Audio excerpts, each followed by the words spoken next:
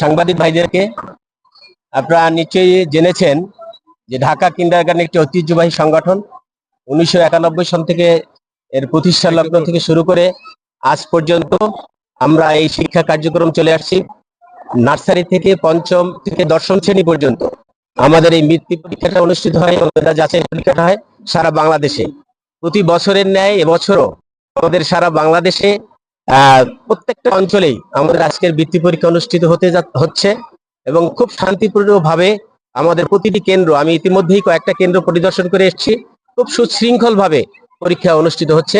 আমি অত্যন্ত আনন্দিত এবং গর্বিত আজকের এই সফুরা খাতুন পাইলট বালিকা উচ্চ বিদ্যালয়ে এসে। এখানে আমাদের প্রিয় ভাই, আমাদের বিল্লাল হোসেন রবিন ভাইকে আমি দেখে অত্যন্ত আনন্দিত হয়েছি এবং এখানের পরীক্ষার পরিবেশ অত্যন্ত চমৎকার, যেটি করে আমি অন্য সব কেন্দ্র যে দেখেছি তার চেয়েও আমার কাছে এখানে এসে ভালো লেগেছে। আপনাদের উপস্থিতি এবং বিল্লাল ভাই সহ আমাদের নারায়ণগঞ্জের এই কিন্ডারগার্টেন জগতের যে যারা নেতৃত্ব দিচ্ছেন এবং অনেক ভাইদেরকে আমি এখানে পেয়ে আমি আনন্দিত।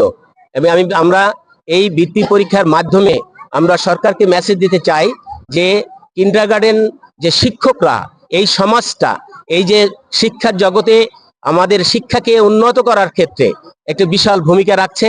এই বেসরকারি উদ্যোগে যে কিন্ডারগার্টেন গুলো পরিচালিত হচ্ছে সরকারকে যথেষ্ট সহায়তা করছে।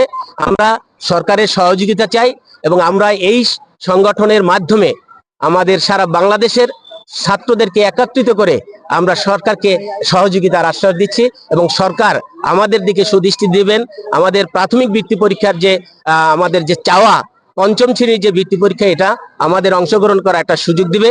এই এবং পিএসসি যেভাবে ছিল এইভাবে এটা চালু করার নতুন সরকার যে আসবে এবং বর্তমান সরকার কেয়ারটেকার সরকারকে আমরা আহ্বান জানাচ্ছি যে আমাদের প্রতি এই দৃষ্টি আকর্ষণ করবে, আমাদের ছাত্রছাত্রীরা যাতে বঞ্চিত না হয় সেদিকে তারা লক্ষ্য রাখবে। সবাইকে ধন্যবাদ।